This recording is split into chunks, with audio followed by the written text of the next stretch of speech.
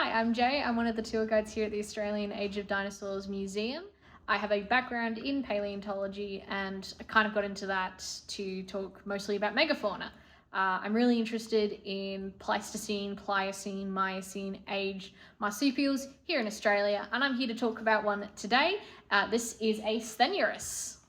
This stenurus is part of a larger family called the stenurines, or often called our short-faced kangaroos. They're related to all of our modern-day kangaroos, wallaroos, wallabies, etc.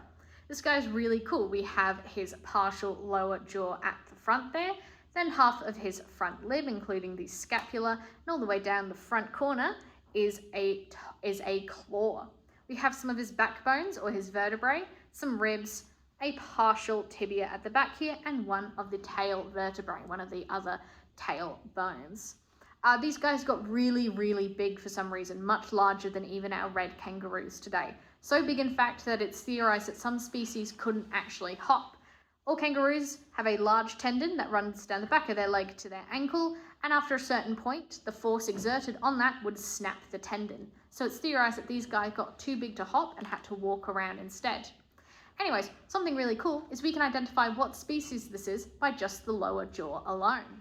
So, from the lower jaw alone, we can often identify what species of kangaroo we're looking at, specifically the rise and fall of a lot of the bumps and shapes in the molar.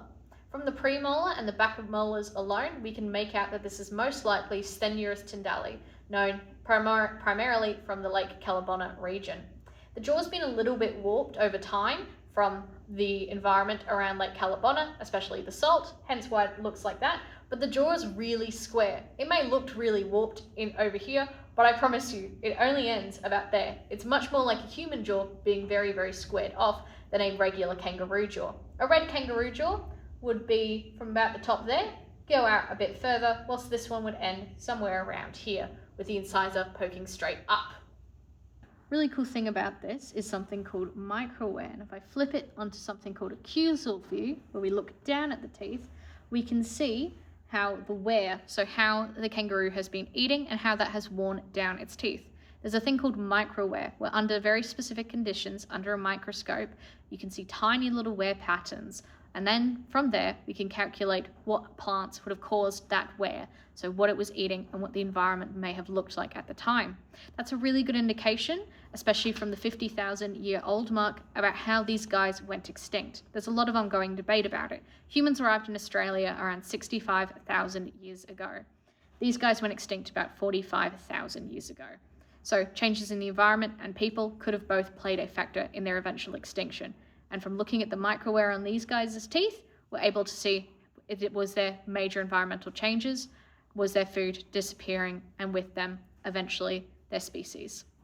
But they still exist in the living memory of the Indigenous peoples of Australia. There are stories, paintings, carvings that depict our stenurines from their distinctive short faces and their long toes all across the country. And it leaves just open a lot of questions like, why did the red kangaroos make it through whilst all of these guys disappeared? It's something that makes me really passionate in Australian paleontology. So thank you guys for listening to me, and hopefully we will one day see you up here at the Age of Dinosaurs Museum.